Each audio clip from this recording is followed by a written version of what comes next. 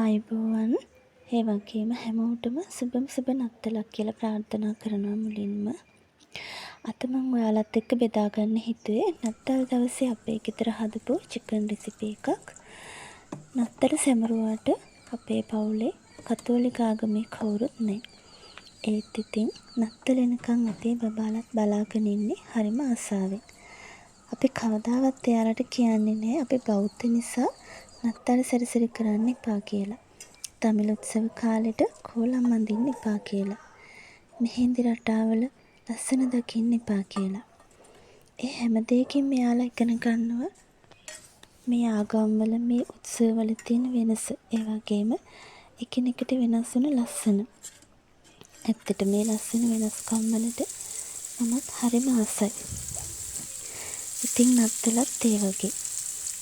මගේ ලොකු දුවනන් දැන් ටිකක් ලොකු නිසා එයා දන්නවා නත්තල් සීයා කියන්නේ එයාගේ ආදරණීය අප්පච්චිටම කියන තවත් නමක් කියලා.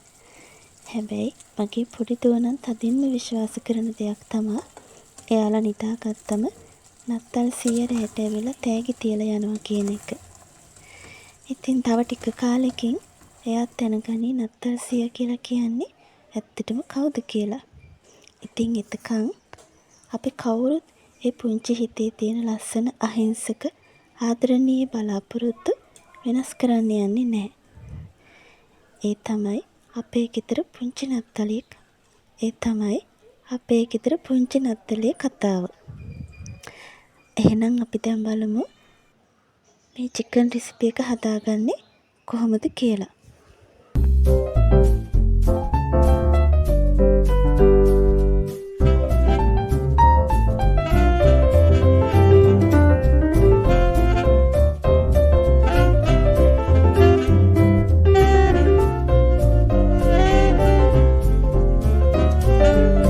Randoli.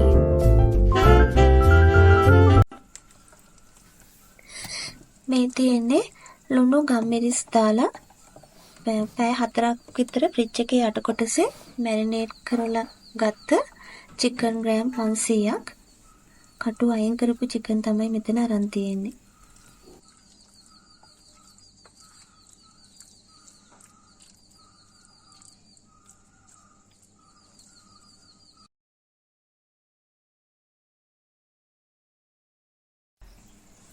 දැන් භාජනයකට කෝන් පිටි මේස හැන්දි 3ක් දාගන්නවා.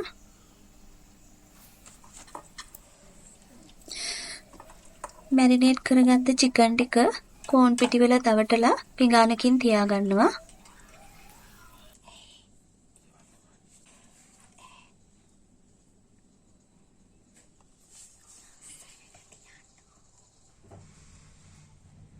චිකන් කෑලි වල කෝන් පිටි ගොඩාක් තවර ගන්න අවශ්‍ය වෙන්නේ නැහැ. යන්තම් ගාගත්ත මෙති.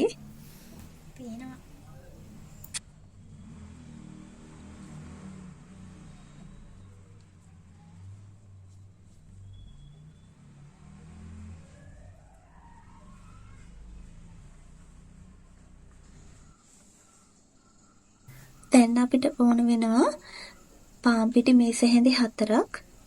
ඒකටම ලුණු තේ හැන්දක්, ගම්මිරිස් තේ හැඳි 1/2ක් එකතු කරලා මේක හොඳට කවලම් කරගන්නවා.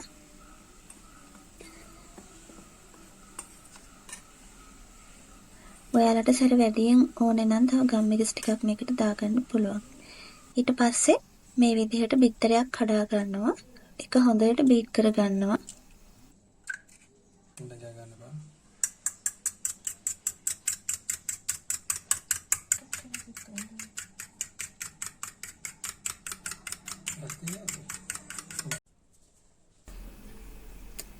දැන් තියෙන්නේ කෝන් පිටි තවරගත්ත චිකන් කෑලි අරගෙන විතර සාරුවරත් දවටලා ඊට පස්සේ අපි හදාගත්ත පාන් පිටි මිශ්‍රණෙත් ආපහු මේක දාලා අයින් කරගන්න එක.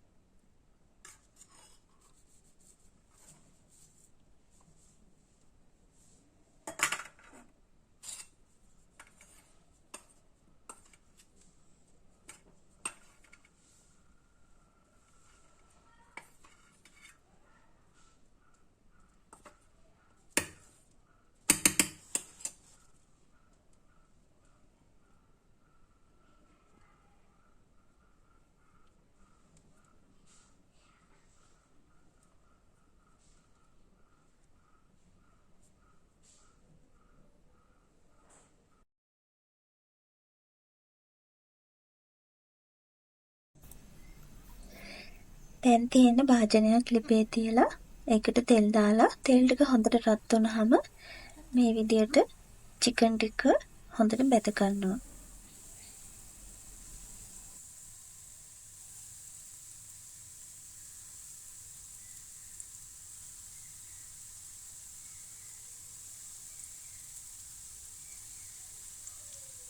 තව දාන්න පුළුවන්ද?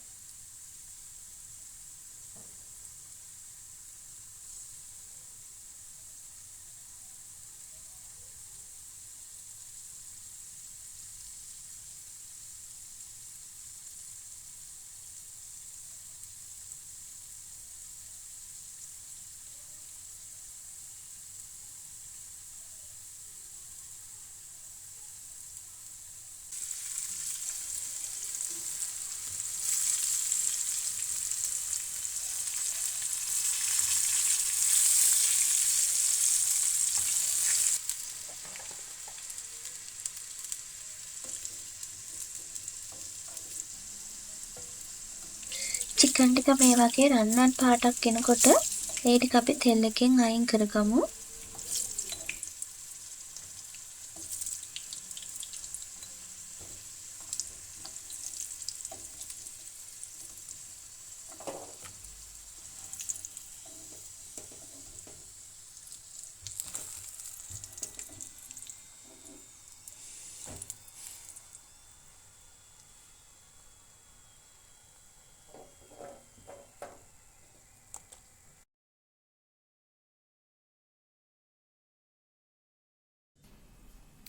දැන් අපි ලෑස්ති වෙන්නේ චිකන් එකට ඕන කරන සෝස් එක හදාගන්න.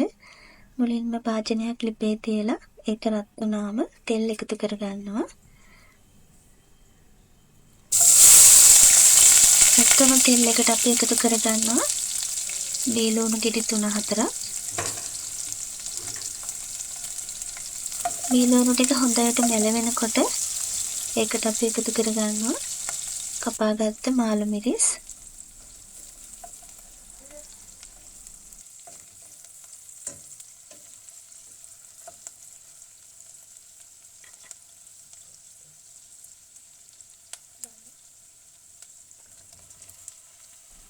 අපි මේ කපාගෙන මේකට එකතු කරගන්න දේවල් පොඩිවට නෙවෙයි ටිකක් ලොකුවට කපාගෙන එකතු කරගන්නේ.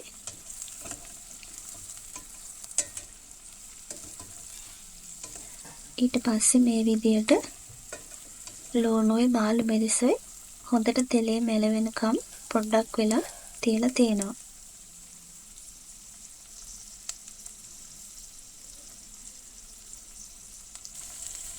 ඊට පස්සේ මේකට එකතු කරගන්නවා පොඩිවට කපාගත්ත ඉඟුරු සුදු ලුණු ටික.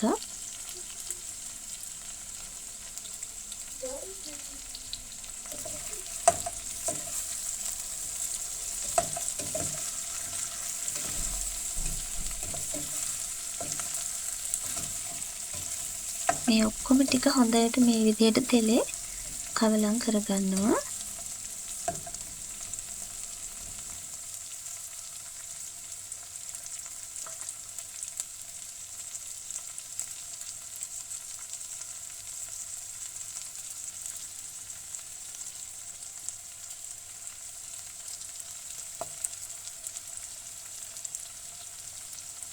විනාඩි 2කට විතර පස්සේ මේකට එකතු කරගන්නවා කෙචප් ටිකක්.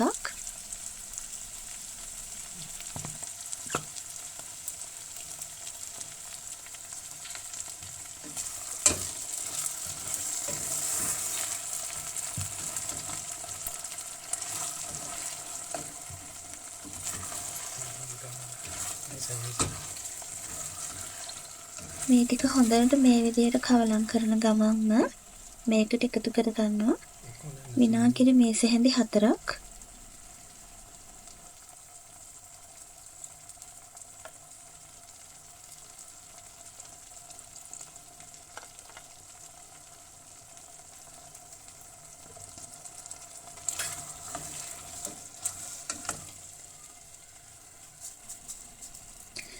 ඊට පස්සේ දුඹුරු සීනි ටිකක්.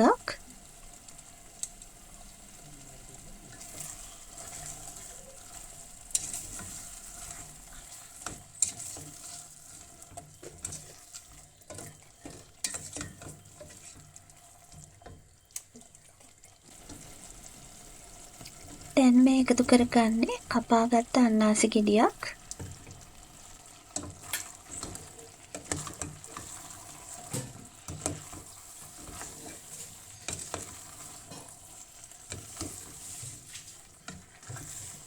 අන්නාසි එකතු කරාට පස්සේ මේ සෝස් එක ටිකක් උතුරනකම් අපි මේ විදිහට ලිපේ තියාගෙනම මේක පොඩ්ඩක් හැඳි ගාන ගමන්ම මේ විදිහට උයා ගන්නවා. මේ වෙලාවේදී ඔයගොල්ලන්ට පුළුවන් මේකේ රස බලලා ඕනේ නම් තව සීනි ටිකක්, ලුණු ටිකක්, හරි ඔයාලගේ රස අනුව මිරිස් සැරට ඕන නම් ගම්මිරිස් ටිකකුත් එකතු කරගන්න පුළුවන්.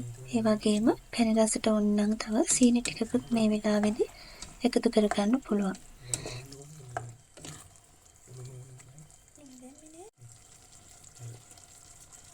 දැන් අපි කරන්නේ කලින් බෙදගත්ත චිකන් ටික මේකට එකතු කරලා හොඳට මේ විදිහට මිශ්‍ර කරගන්න එක.